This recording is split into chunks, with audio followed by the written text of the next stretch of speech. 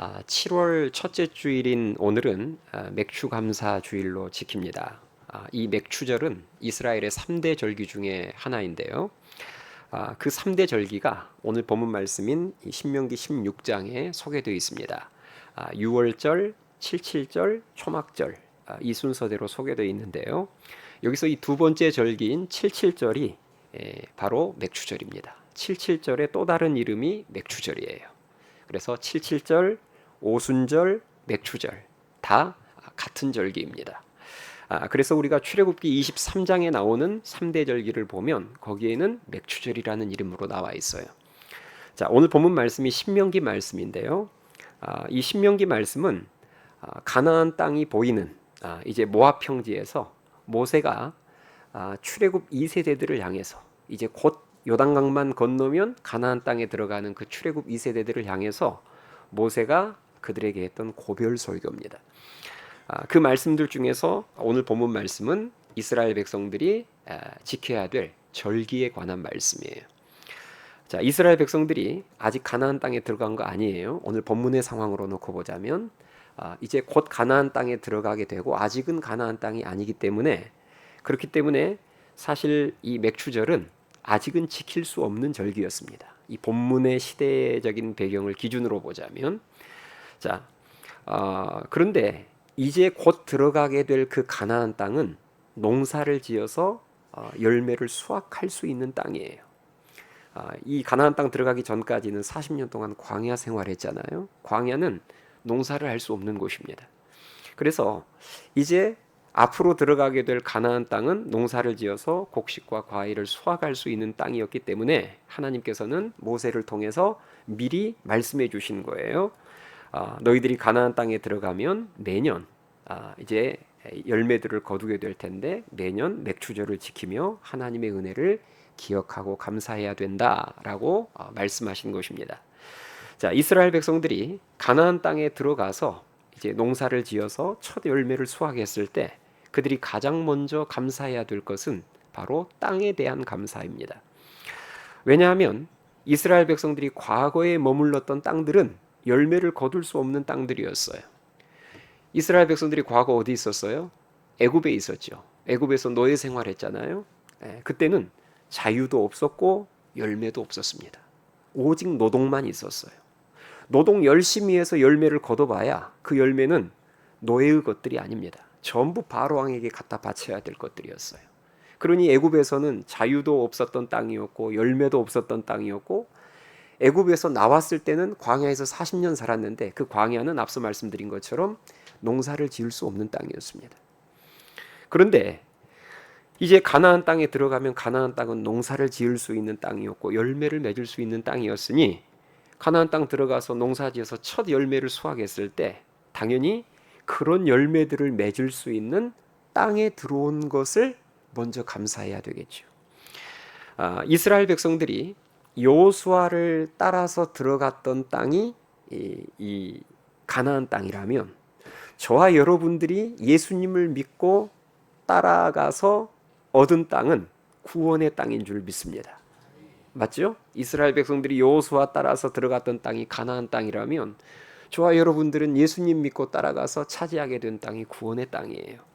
그 구원의 땅에서만 맺을 수 있는 열매들이 있는데 그 대표적인 열매가 회개의 열매, 성령의 9가지 열매, 그리고 기도 응답의 열매입니다.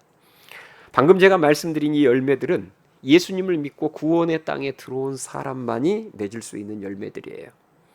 그렇기 때문에 우리는 맥추 감사절을 지킬 때 하나님께서 주신 은혜를 기억하며 감사해야 되는데요.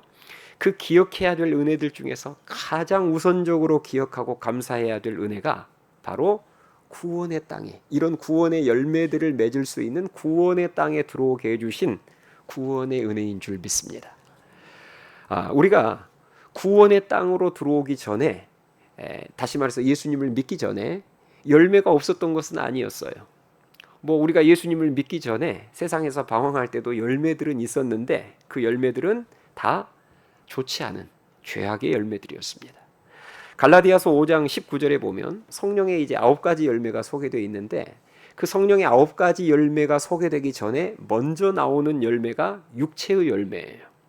그 육체의 열매를 제가 읽어드릴게요. 이 육체의 열매가 우리가 구원의 땅에 들어오기 전에 우리의 삶 가운데 주로 있었던 열매들이었습니다. 자, 읽어드릴게요. 육체의 일은 분명하니 곧 음행과 더러운 것과 호색과 우상 숭배와 주술과 원수 맺는 것과 분쟁과 시기와 분냄과 당짓는 것과 분열함과 이단과 투기와 술 취함과 방탕함과 또 그와 같은 것들이라, 이렇게 기록이 되어 있습니다. 예수님 믿기 전에는 우리들의 삶 가운데 이런 육체의 열매들로만 가득했는데, 물론 이 육체의 열매들은 지금도, 예수님을 믿고 있는 지금도 우리들의 삶 가운데 남아 있어요. 그렇지만 이제는 구원의 열매들도 맺기 시작했다는 게 중요합니다. 팔복 말씀을 들으면 마음속에 조금이나마 찔림이 있고, 그래서 회개도 하고, 또 전도와 선교의 간증을 들으면 마음에 알 수 없는 감동이 생기면서 그런 선한 일에 동참해 보기도 하고, 또 구역원들과 받은 은혜들을 구역원들과 이렇게 나누다 보면 세상에서 술 친구들하고 술잔을 기울이면서 얻을 수 없었던 그 세상의 기쁨하고는 차원이 다른 기쁨과 은혜를 누려보기도 하고, 또 어려운 일 앞에서는 하나님 앞에 나와서 겸손히 기도해서 응답을 받기도 하고, 이러한 모습들이 바로 우리가 구원의 땅에 들어와 있는 증거들인 줄 믿습니다. 우리는 맥추절을 맞이해서 하나님께 감사하되 우리가 구원의 땅에 들어와 있는 감사가 가장 먼저 있어야 된다는 거죠. 자, 우리나라 한번 생각해 보세요. 우리나라가 원래 구원이 있는 땅이었을까요? 없는 땅이었을까요? 우리나라가 원래 옛날에 구원이 있는 땅이었을까요? 구원이 없는 땅이었을까요? 구원이 없는 땅이었습니다. 조선 말 외국인 선교사님들이 복음을 들고 이 조선 땅에 들어오기 전까지 우리나라는 예수님이라는 이름을 들어볼 수도 없는, 그래서 예수님을 믿을 수도 없는 구원 없는 땅이었어요. 여러분 잘 아시는 것처럼 고려 시대에는 불교 국가였고 조선 시대에는 유교 국가였습니다. 예수님을 모른 채 부처님을 믿고 조상신을 섬기던 그런 나라였어요. 그런데 하나님께서는 그런 이 나라 이 민족을 불쌍히 여기사 이제는 구원의 열매를 맺을 수 있는 구원 있는 땅으로 바꿔주시기 위해서 조선말 많은 외국인 선교사님들을 이 땅에 보내주셨습니다. 그 선교사님들이 자신의 젊음을 바치고 생명을 바쳐서 이 땅에 복음을 전하시고 많은 교회들을 세우심으로 우상과 미신의 땅이었던 이 나라가 이제는 예수님을 믿고 구원을 받을 수 있는 구원의 땅으로 변화되었음을 믿으실 수 있기 바랍니다. 우리가 그 은혜를 누리고 있고 우리가 그 열매들입니다. 이것이 놀라운 하나님의 위대하신 능력이자 은혜예요. 위대하신 하나님의 능력입니다. 왜 이게 위대하신 하나님의 능력이냐? 대원군 때 우리나라가 썼던 중요한 정책이 있었죠. 쇄국 정책입니다.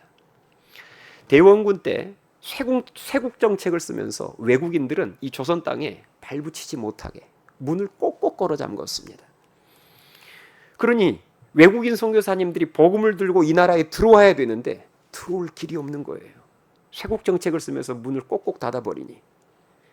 그런데 아무리 사람이 쇄국 정책을 써서 막아도 하나님의 능력, 하나님의 방법, 하나님의 사랑은 막을 수 없었습니다. 그래서 그 하나님의 능력은, 하나님은 하나님의 방법으로 쇄국 정책을 뚫고 로버트 토마스와 같은 선교사님들을 이 땅에 보내심으로 말미암아 이 나라의 복음이 전하게, 이 나라의 복음이 전해지게 해주셨고 이 나라가 구원의 열매를 맺을 수 있는 땅이 되게 하셨음을 믿으실 수 있기 바랍니다. 언더우드 선교사님이 이 조선 땅에 처음 들어오셨을 때 언더우드 선교사님이 사역 초창기에 하셨던 그 유명한 언더우드 기도문이 있어요. 그 기도문을 보면 이 나라가 원래 어떤 땅이었는지를 우리들이 잘 알 수 있습니다. 제가 그 유명한 언더우드 선교사님의 기도문의 일부를 읽어드릴게요.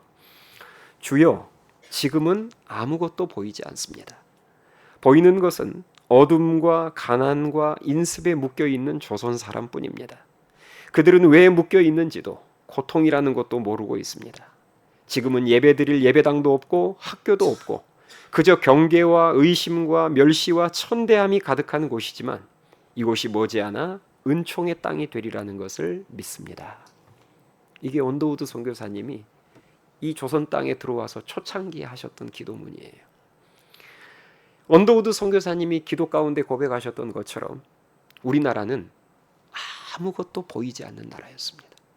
여기서 아무것도 보이지 않았다는 말은 구원의 열매가 하나도 보이지 않는 땅이었다는 말이고, 하나님께 예배드릴 수 있는 예배당 하나가 보이지 않는 땅이었다는 것입니다. 그런 어두움의 땅이었는데 지금은 어디를 가든 교회가 보이는 땅으로 바뀌었고, 지금은 미국에 이어서 세계에서 선교사를 두 번째로 많이 파송하는 나라로 바뀌었음을 믿으실 수 있기 바랍니다. 이것이 얼마나 큰 은혜이자 하나님의 놀라우신 능력인지 모릅니다. 자, 우리나라가 원래 구원 없는 땅이었던 우리나라가, 심판과 저주의 땅이었던 우리나라가 이제는 구원과 축복의 땅으로 바뀐 것만도 사실은 엄청 감사할 일인데, 이제는 우리 땅이 그렇게 바뀌는 정도가 아니라 세계에 있는 수많은 구원 없는 땅으로 우리들이 선교사님들을 많이 보내서 그 심판과 저주의 땅을 구원과 축복의 땅으로 바뀌는데 우리 한국교회가 쓰임 받을 수 있다는 것, 이거 여러분 정말 큰 은혜임을 믿으실 수 있기 바랍니다. 우리는 맥추감사절을 맞이하여서 구원의 은혜뿐 아니라 하나님이 나에게 주신 모든 은혜를 기억하고 감사해야죠. 물론 구원의 은혜가 가장 큰 은혜고 가장 중요한 은혜지만 하나님은 우리들에게 구원의 은혜만 주시지는 않았습니다. 우리의 삶에 수많은 은혜들을 허락하셨어요. 자, 우리가 하나님께서 내게 허락하신 그 은혜들을 삶 가운데서 깨닫고 발견하기 위해서 가장 중요한 첫 단추, 기초가 뭐냐? 그것은 우리 인생이 제로 인생임을 아는 것입니다. 감사는 여기서부터 시작이 돼요. 내 인생이 제로 인생이라는 것을 아는 거예요. 자, 도대체 제로 인생이라는 게 뭘까? 그 제로 인생의 개념을 잘 설명해 주는 성경 구절이 하나 있습니다. 제가 읽어 드릴게요. 디모데전서 6장 7절에 보니까 우리가 세상에 아무것도 가지고 온 것이 없음에 또한 아무것도 가지고 가지 못하리니. 목사님, 성경에 그런 말씀이 있었습니까? 이러시면 곤란합니다. 네, 디모데전서 6장 7절 말씀이에요. 누가 지어낸 말이 아니라 우리가 세상에 아무것도 가지고 온 것이 없으며 또한 아무것도 가지고 가지 못하리니. 이것이 바로 제로 인생입니다. 이 세상에 태어날 때 빈손으로 태어나서 이 세상을 떠날 때 빈손으로 떠난다는 거예요. 이 말은 바꿔 말하자면, 풀어 말하자면 한마디로 내 것은 하나도 없다는 말입니다. 내 것이 하나도 없다면, 그러면 우리가 지금 가지고 누리고 있는 것은 전부 누구의 것이라는 거예요? 네, 하나님께서 우리에게 은혜로 맡겨주신 것들임을 믿으시는 분들은 아멘 하시기 바랍니다. 내 것 없습니다. 가지고 온 것도 없고 가지고 갈 수 있는 것도 없어요. 지금 내가 뭔가를 가지고 있고 누리고 있다면 그것은 전부 하나님께서 은혜로 내게 잠시 맡겨주신 것들입니다. 생명도, 건강도, 젊음도, 자녀도, 재산도, 재능도 전부입니다. 우리가 이 사실을 믿고 알게 될 때, 내 인생이 제로 인생임을 알게 될 때, 그때부터 우리 안에 감사가 넘치게 되는 것이고, 그것들의 진짜 주인 되시는 하나님의 마음에 맞게 나에게 맡겨주신 것들을 사용하기 시작합니다. 맡겨주신 것들을 드디어 주인의 뜻에 맞게 쓰기 시작할 때부터 하나님은 우리의 삶 가운데 더 풍성한 은혜로 채워주심을 믿으실 수 있기 바랍니다. 그러나 사실 저와 여러분 안에 있는, 우리 안에 있는 이 죄악된 본성이라는 게 있잖아요.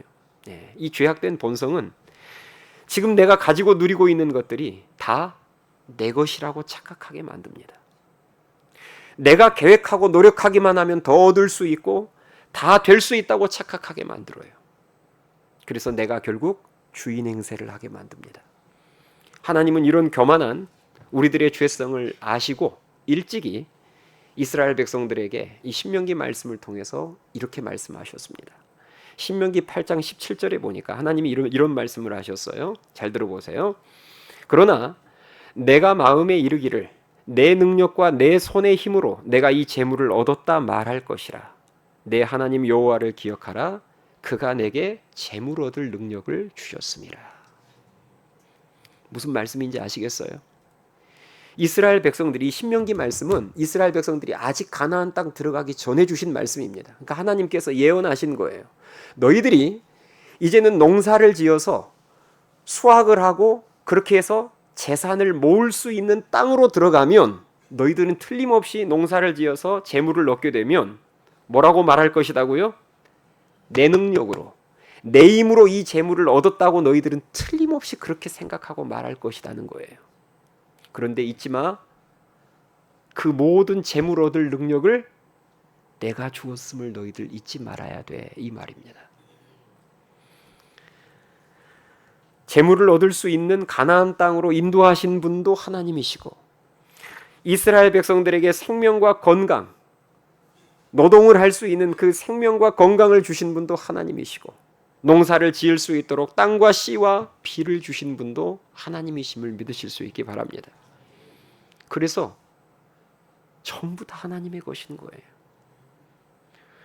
사실 이스라엘 백성들이 착각했던, 이건 내 힘, 내 능력으로 얻은 거야, 내 거야, 이 착각, 이 실수를 사실 오늘날 우리도 하지 않습니까? 자신이 가지고 있는 재산, 자신의 수입에 대해서 그것이 솔직히 하나님의 것이라 인정이 되지 않고, 아니 내가 노력하고 내가 뼈 빠지게 일해서 버는 건데 그게 왜 하나님 거야? 마음속으로 인정이 되지 않는 거예요. 자신의 생명과 건강과 직장과 재능이 모두 다 내 것이라고 착각하고 있는 경우들이 많다는 말입니다. 그런데 그 착각이 여러분 언제 깨질까요? 그 착각이 깨질 때가 있거든요. 언제 깨질까요? 하나님께서 그것들을 거두어 가실 때 깨집니다. 하나님께서 그것을 어느 순간 거두어 가세요. 영원히 내 것 아닙니다. 어느 순간 거두어 가시면 그때 이게 내 게 아니었구나. 만약에 그게 내 것이라면 내 마음대로 할 수 있겠죠. 근데 내 게 아니니까 나는 뺏길 마음이 없는데 잃어버리는 경우들이 많습니다. 젊음을 잃어버리고 싶은 사람이 어디 있습니까? 내게 있는 재능을 잃어버리고 싶은 사람이 어디 있을까요? 생명을 잃어버리고 싶은 사람이 어디 있을까요? 잃어버리고 싶은 사람은 없는데 우리는 계속 잃어가고 있어요. 왜요? 내 것이 아니기 때문입니다. 주인이 그냥 뺏으시고 주인이 거두시면 드려야 될 수밖에 없어요. 우리가 그것을 빨리 깨달아야 합니다. 우리 인생이 제로 인생이라는 것을. 그것을 깨달을 때 지금 내가 삶 속에서 누리고 있는 모든 것들이 다 하나님의 은혜임을 알게 되는 거예요. 그때 감사가 넘치는 겁니다. 그때 드디어 주인에 맞게 내가 가지고 있는 것을 쓸 줄 아는 거예요. 지난주 월요일이었죠. 지난주 월요일 밤에 큰 사고가 있었습니다. 시청역 인근에서 한 차량이 역주행을 하다가 인도로 올라온 거예요. 인도로 돌진해서 9명이 죽었습니다. 여러분, 그 죽은 9명이 위험한 곳에 있다가 죽은 게 아니었어요. 안전한 인도에 있었습니다. 차도를 건너다가 죽은 게 아니라 안전한 인도 위에 있었어요. 그런데 차량이 인도로 돌진해서 한순간에 목숨을 잃은 거예요. 정말 한순간에. 점심때까지도 멀쩡하게 살아서 건강하게 일했던 그 사람들이, 유족의 입장에서는 한순간에 사랑하는 가족을 잃은 것입니다. 오늘 아침에 건강한 모습으로 출근했던 남편이, 오늘 점심때까지도 생생한 목소리로 통화했던 우리 아빠가 한순간에 사라져버린 거예요. 여러분, 우리는 그런 사건들을 보면서 생명도 내 것이 아니라는 사실을 깨닫게 됩니다. 내 것이 아니니까 내 마음대로 안 되는 거예요. 이 사실을 깨달으면, 그죠? 우리가 이런 사건, 사고, 세월호 참사 이런 걸 보면서 우리가 깨닫는 것은 내 생명을 내가 어찌할 수 없다는 거예요. 이 사실을 깨달으면 내 가족들이 그냥 살아있어 준 것만으로도 얼마나 감사한지 모릅니다. 그렇지 않아요? 그런 우리가 사건 사고를 접할 때마다 내 가족이 그냥 건강하게 옆에 살아있어 준 것만으로도, 이 예배 시간에 나와서 졸더라도 살아서 지금 내 옆에 앉아있어 준 것만으로도 너무 감사한 거예요. 내 자식이 지지리도 공부를 못해도 지금 건강한 모습으로 살아있어 준 것만으로도 얼마나 감사한지 모릅니다. 물론 이 감사가 며칠 안 가서 문제지, 아무튼 우리가 그런 사건 사고를 볼 때마다 그 순간은 감사하지 않습니까? 건강하게 살아있어 준 것만으로도. 바라기는 맥주감사절을 맞이하여서 우리가 제로 인생인 것과, 그래서 지금 내가 가지고 있고 누리고 있는 모든 것들이 하나님의 은혜임을 깨달아서 진심 어린 감사로 하나님께 큰 영광 올려드리는 우리 하늘씨앗교회 모든 성도들이 될 수 있기를 주님의 이름으로 축원합니다. 오늘 본문 말씀에 나오는 이 맥추절에 관한 이 말씀, 이 맥추절에 관한 율례를 세 가지 명령어로 정리할 수 있습니다. 첫 번째가 뭐냐면 기억하라예요. 따라서 한번 해보실래요? 기억하라. 과거 애굽에서 종되었던 것과 열매 맺을 수 있는 땅으로 인도해 주신 그 하나님의 은혜를 너희들은 맥추절을 통해서 뭐 하라고요? 기억하라는 거예요. 기억하고 감사하라는 것이죠. 그럼 두 번째 명령어는 뭐냐? 드리라는 것입니다. 뭐 하라고요? 드리라는 거예요. 하나님께 받은 은혜가 있다면 입으로만 감사의 고백을 할 것이 아니라 그 은혜에 합당한 감사의 예물을 하나님께 드리라는 것입니다. 오늘 본문 10절 말씀을 보겠습니다. 자, 10절 같이 읽겠습니다. 10절 시작. 내 하나님 여호와 앞에 77절을 지키되 내 하나님 여호와께서 내게 복을 주신 대로 내 힘을 헤아려 자원하는 예물을 드리고. 아멘. 자, 지금 맥추절을 지키라고 하나님이 말씀하시면서 그냥 지키라고 하지 않고 자원하는 예물을 드려야 된다라고 지금 말씀하고 있습니다. 출애굽기 23장 19절에서는 이렇게 말씀해요. 내 토지에서 처음 거둔 열매의 가장 좋은 것을 가져다가 너의 하나님 여호와의 전에 드릴지니라. 아멘. 처음 거둔 열매들 중에서 어떤 것을 하나님께 드리라고요? 가장 좋은 것을. 이것이 하나님께서 우리에게 명하신 두 번째 명령입니다. 절기를 지킬 때 감사의 예물, 최선의 감사의 예물을 하나님께 드리면서 이 감사 절기를 지키라는 거예요. 예수님 말씀처럼 우리의 마음은 어디에 있을까요? 우리의 보물이 있는 곳에 우리의 마음이 있습니다. 아멘이 되세요? 예수님 말씀이에요. 너희의 보물이 있는 곳에 마음이 있다고 예수님이 말씀하셨어요. 그래서 지금 하나님께서는 너희들이 감사의 절기를 지킬 때에도 입술로만 지키지 말고 너희들의 보물을, 가장 귀한 보물을 하나님께 드리면서 감사하라고 말씀한 것입니다. 왜? 보물이 있는 곳에 마음이 있으니까요.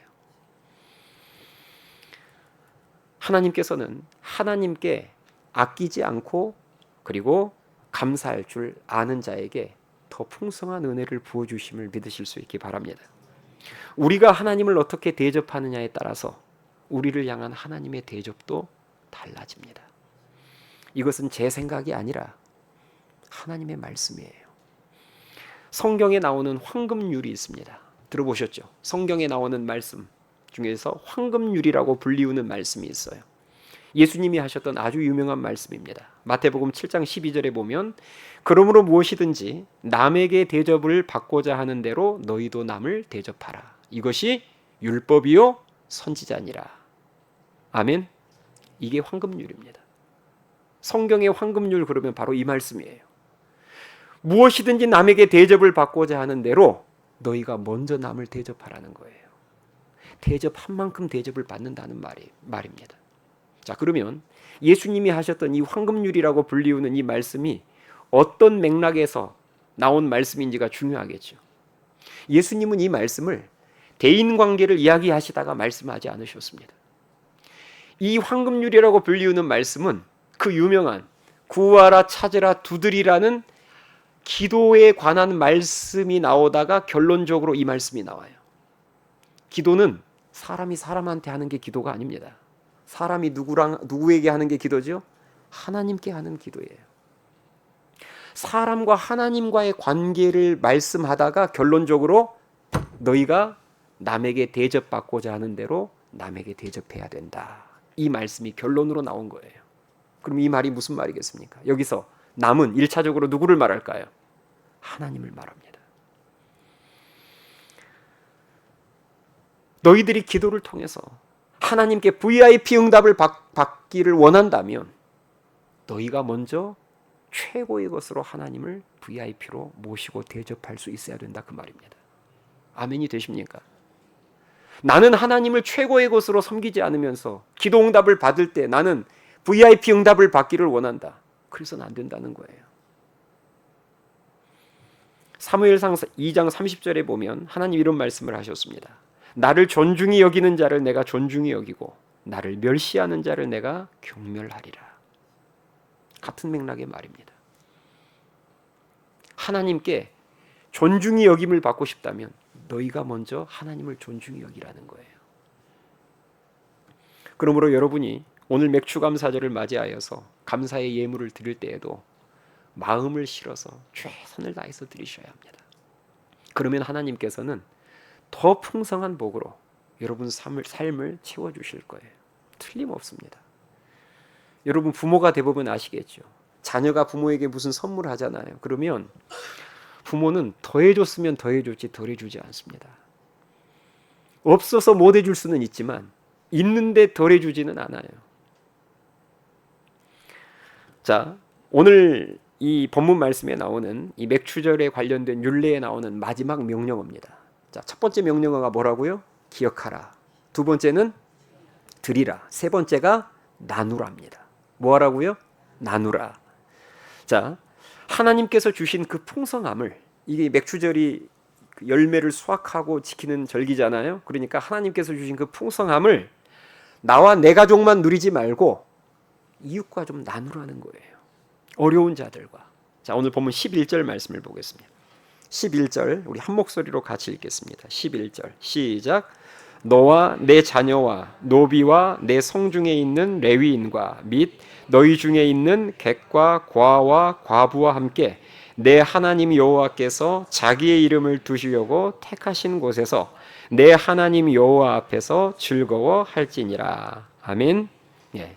자, 이 맥추절에 관련된 율례를 보면 너와 내 가족들이 맥추절을 잘 지키라 이렇게 나와 있지 않고, 여기에 보면 함께 맥추절을 지키고 누려야 될 대상들이 많이 나옵니다. 그 중에서 우리가 주목해서 봐야 될 대상이 구약시대에 불쌍하고 가난한 자들의 대명사라고 불리운 누구죠? 과와 과부가 등장합니다. 하나님께서 주신 그 복을 가난하고 어려운 이웃들과 함께 나누는 절기, 그 절기가 바로 맥추절, 감사의 절기인 거예요. 우리 그래서 그렇기 때문에 우리가 감사절이 되잖아요. 우리가 1년에 감사절을 2번 지켜요. 맥추감사절, 그 다음에 연말에 추수감사절. 그러면 우리는 감사절이 되면 해야 될 일이 3가지입니다. 아까 제가 명령어 3가지로 정리했죠. 첫 번째, 먼저 하나님이 주신 은혜를 기억하고, 두 번째, 최선을 다해서 감사의 예물을 하나님께 드리고, 마지막으로 그것을 나보다 더 어려운 이웃들과 뭐 하라고요? 나눠야 합니다. 바로 이것이 지금 맥추감사 헌금, 추수감사 헌금이 들어오면 우리가 맥추절이나 추수감사절에 들어온 그 감사 헌금은 전액 성교비, 구제비로 사용하는 이게 이유입니다. 여러분 그동안 하늘시학교회를 다니셨던 분들은 아시죠? 저희가 해마다 맥추절에 들어온 감사헌금, 추수감사절에 들어온 감사헌금은 전액이 아닙니다. 사실 우리 재정을 더 얹어서 항상 그것을 구제비, 선교비로 지출을 했습니다. 왜냐? 그것은 제 목회 철학이 아니라 성경에 그렇게 하라고 적혀 있기 때문입니다. 그래서 올해는 저희들이 오늘 들어온 이 맥추감사헌금은 올해는 저희가 저 태국 산종마을로 보내기로 했어요. 그 태국 산종마을에 저희들이 예배당을 지어주기 위해서입니다. 사진 한번 보여주실래요? 네. 저희가 이제 올 겨울에 1월 달에 태국 북부 지역에 있는 난 지역에 난 교회를 방문을 했습니다. 난 교회 예배당이 저렇게 생겼었어요. 예배당이라고 할 수도 없습니다. 그냥 저렇게 기둥 몇 개 나무 기둥 박아놓고 위에 지붕만 햇볕 가리게 가리고 저기에 바닥에다가 이제 그 천막 같은 것을 깔고 거기에 목사님과 아이들이 한 20여 명 앉아서 예배를 드리고 있었습니다. 그게 난교회였어요. 그래서 이제 저희가 사진으로 보다가 현장에 가서 봤더니 진짜 저렇게 예배당이 지어져 있고 저 땅도 자기 땅이 아닙니다. 임대한 마을 땅 일부를 저렇게 지금 우리나라 한화로 월세가 3만 원이라고 하더라고요. 월세 3만 원씩 내고 지금 저렇게 사용하고 있었는데 그런데 이제 저희가 저 단기 선교를 갔다 와서 성도들이 관심을 갖고 기도하고 헌금을 하기 시작해서 저희가 땅을 사줬습니다. 이번에 땅을 몇 개월 전에 사줬는데 그 땅을 산 땅을 제가 한번 방문을 했어요. 사진 한번 그 다음 사진 볼까요? 저 땅이 아까 그 앞 사진에 나온 그 위치에서 옆으로 조금만 가면 걸어서 한 1분만 가면 바로 있는 땅이에요. 저희가 이번에 하늘씨앗 교회가 저 땅을 사줬습니다. 가서 제가 보니까 현장을 보니까 한 300평 정도 되는 땅이었어요. 상당히 큰 땅이었습니다. 그래서 그 다음 사진 보시면 제가 이제 방문을 했더니 저하고 김석현 목사님하고 방문을 했더니 저희 온다고 저 교회 성도들이 다 나와서 다는 아닌데 성도들이 나와서 기다리고 있는데 저 난 교회는요 성도들의 90% 이상이 다 주일학교 학생들입니다. 유치부, 유년부, 초등부, 중등부가 저 교회 성도들의 90% 이상이고 작년은 목사님 사모님을 비롯해서 10%도 되지 않습니다. 그 정도밖에 되지 않아요. 그래서 지금 저 주일학교 학생들하고 이제 손을 잡고 같이 그 땅에 이제 또 하나님 예배당이 지어질 수 있도록 또 많은 영혼들이 몰려들 수 있도록 저희들이 같이 기도했고요. 그 다음 사진을 보시면 이제 저 지금 천막이 뭐냐면 새로 산 땅에 임시로 지금 저렇게 천막을 쳐서 예배를 드리기 시작한 거예요. 그리고 좀 세월이 지나니까 저 천막 가지고는 도저히 안 되겠든지 뭔가를 또 짓기 시작했습니다. 그 다음 사진 보시면 이제 또 짓기 시작했는데 저 짓는 게 이전 처음에 그 빌린 땅에서 지었던 그 모습대로 지금 지은 거예요. 그 다음 사진 보시면 지금은 저렇게 예배를 드리고 있습니다. 지금은 아마 이 시간에도 이제 저렇게 저곳에서 아이들이 저렇게 모여서 예배를 드리고 있습니다. 자, 그 다음 사진 볼까요? 전 교인입니다. 난 교회 전 교인 단체 사진인데 참 놀라운 게요. 저희가 1월 달에 저 난교회를 처음 방문했을 때 제가 선교사님한테 보고받기를 저 교회는 주일학교 학생들만 뭐 한 20명 정도 모입니다. 이렇게 제가 보고를 받았어요. 그래서 목사님 이번에 오시면 주일학교 학생 아이들이 뭐 한 30명 정도 있을 겁니다. 그렇게 보고를 받고 갔더니 정말 아이들만 한 20명 조금 넘게 모였던 교회였는데 저희가 땅을 사준 이후에 제가 어제 전화 통화를 해서 확인을 해보니까 아직 예배당 짓지도 않고 그냥 땅만 사줬는데 지금은 40명이 넘는 성도들이 모여서 성도들이라고 해봐야 다 주일학교 학생들이지만 그런데 벌써 40명이 넘는 수가 모여서 예배를 드린답니다. 할렐루야. 지금 예배당 건축을 놓고 저 성도들이 막 열심히 기도하니까 하나님께서 막 더 많이 성도들을 보내주시는 것 같아요. 영혼들을. 자, 그 다음 사진 볼까요? 퀴즈예요. 저게 뭘 것 같습니까? 제가 지난 5월 달에 김석현 목사님과 저기 땅 사놓은 곳을 예배당 건축 계획 때문에 방문을 했는데 그때 그 난교회 목사님, 능 목사님에게 저희 교회 간증을 이야기를 해줬어요. 우리는 땅 한 평도 없고 예배당 없는 상가 임대교회지만 그렇지만 본당 공사를 할 때 건축도 아니고 공사를 위해서 성도들이 코로나가 그렇게 한참 심각하던 때에 예배당에 나와서 6,000시간을 기도했다. 교회는 돈으로 세우는 곳이 아니라 성도들의 기도로 세우는 곳이다. 제가 그렇게 이야기를 해줬어요. 딱 거기까지만 이야기를 했습니다. 저희들이 6,000시간 기도할 때 1시간씩 기도하면 스티커 붙인 그 사진을 제가 이렇게 보여줬어요. 능 목사님에게. 보여주기만 했어요. 당신 따라서 하라는 말은 안 하고 보여주기만 했어요. 그랬더니 능 목사님이 그 간증을 이렇게 듣더니 우리도 하겠노라고 그러시더라고요. 결단을 했어요. 그리고 1,500시간을 작정을 하고 저기 난 교회 아이들은 아직 신앙도 어리고 나이도 어리고 하다 보니까 1시간 기도하라고 하면 순교 직전까지 가니까 30분씩만 30분에 스티커 하나를 붙이게 하겠다는 거예요. 그렇게 해서 1500시간을 계획해서 목사님 저희도 기도를 준비하겠습니다 이렇게 했는데, 저게 지금 그 스티커예요. 아이들이 30분 기도하고 이제 예배당 건축을 위해서 30분 기도하고 교회를 위해서 저렇게 스티커를 하나씩 붙여서, 제가 어제 보고 받기는 작정한 1500시간에서 500시간을 벌써 채웠답니다. 할렐루야. 기도하는 사진 한번 볼까요? 이제 주일 예배 때 저렇게 같이 모이면, 또 넘겨주세요. 저렇게 지금 기도하고 있는 거예요.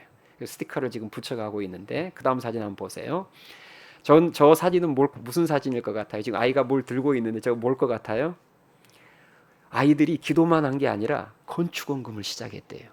아이들이 다 자기 각자의 저금통을 하나씩 만들어서, 저 코올리게 애들이 돈이 있으면 얼마나 있겠어요. 태국 시골에 있는 저 아이들이. 근데 작은 액수지만 자기들 또 뭔가 예배당에 이제 짓는다고 하니까, 또 사진 넘겨주세요. 예.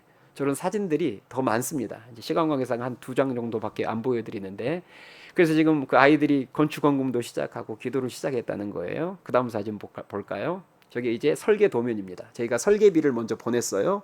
그랬더니 그 비용을 가지고 전문가를 찾아가서 설계 도면이 나왔습니다. 그 다음 사진, 저렇게 도면이 나왔어요. 자, 그래서 화면 내려주세요. 자, 설계도가 나왔기 때문에 그 이제 설계 도면을 가지고 공사 허가 신청을 한 거예요. 그러면 종교 시설로 이 건축을 할 수 있도록 지금 신청을 한 것입니다. 종교 시설로 건축을 시작할 수 있도록 허가해 달라고 신청을 한 상태예요. 여러분 아시다시피 태국이 어찌됐건 간에 불교 국가 아닙니까? 그런데 그곳에서 기독교 예배당을 짓는다고 했을 때 또 어떤 악한 사탄 마귀의 방해가 있을지는 모르지만, 제가 저렇게 설계 도면까지 보여드린 이유는 여러분들이 뭐 해주셔야 돼요? 기도해 주셔야 합니다. 그래서 이게 이제 종교시설 건축 공사 시작할 수 있도록 허가가 떨어져야 저희들이 공사를 시작할 수 있습니다. 그래서 지금 계획은 저희들이 이제 공사를 조만간 허가가 나면 공사를 시작해서 내년 1월 달에 겨울 단기 선교를 갈 때 입당 예배를 드리는 것을 목표로 하고 있습니다. 물론 우리의 시간 계획대로 안 될 수도 있어요. 뭐 우리가 계획한 대로 하나님이 다 맞춰주는 것이 아니고 하나님의 시간표대로 하나님께서 행하실 것이지만, 그렇게 목표를 가지고 기도를 하고 있습니다. 이번에 저희들이 이제 맥주감사 헌금을 저곳으로 보내고 저곳에 흘려보낼 거예요. 그래서 저와 여러분이 오늘 이 주신 말씀을 마음속에 새기고, 3가지를 꼭 잊지 마세요. 우리가 맥주절을 어떻게 지켜야 되는가? 첫 번째, 기억해야 합니다.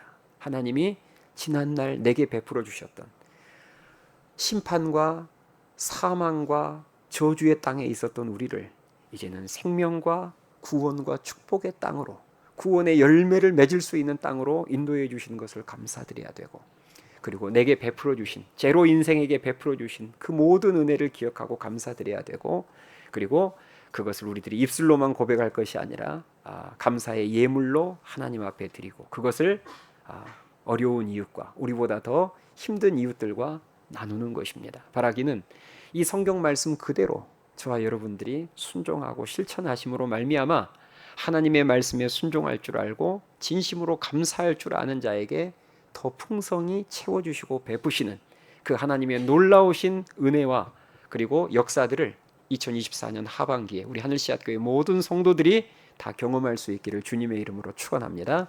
찬양하시겠습니다.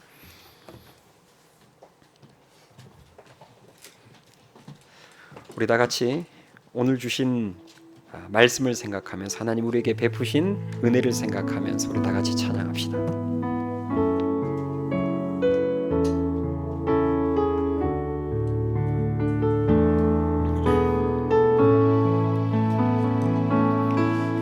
내가 누려왔던 모든 것들이, 내가 지내왔던 모든 시간이, 내가 걸어왔던 모든 순간이 당연한 것 아니라 은혜였소. 아침 해가 뜨고 저녁에 노을, 봄 봄의 꽃향기와 가을의 열매 변하는 계절의 모든 순간이 당연한 것 아니라 은혜였소. 모든 것이 은혜, 은혜, 은혜, 한없는 은혜. 내 삶에 당연한 것 하나도 없었던 것을 모든 것이 은혜, 은혜였소. 우리 2절 고백합니다. 내가 이 땅에 태어나 사는 것 어린아이 시절과 지금까지 숨을 쉬며 살며 꿈을 꾸는 삶 당연한 것 아니라 은혜였소. 내가 하나님의 자녀로 살며 오늘 찬양하고 예배하는 삶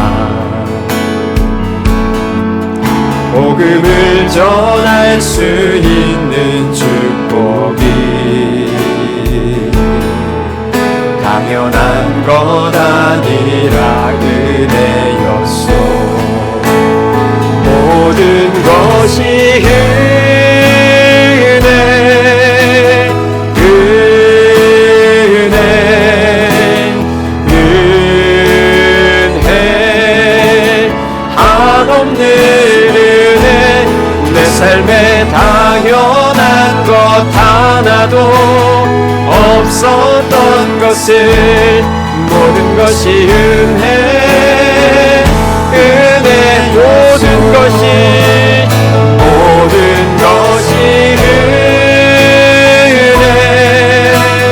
은혜,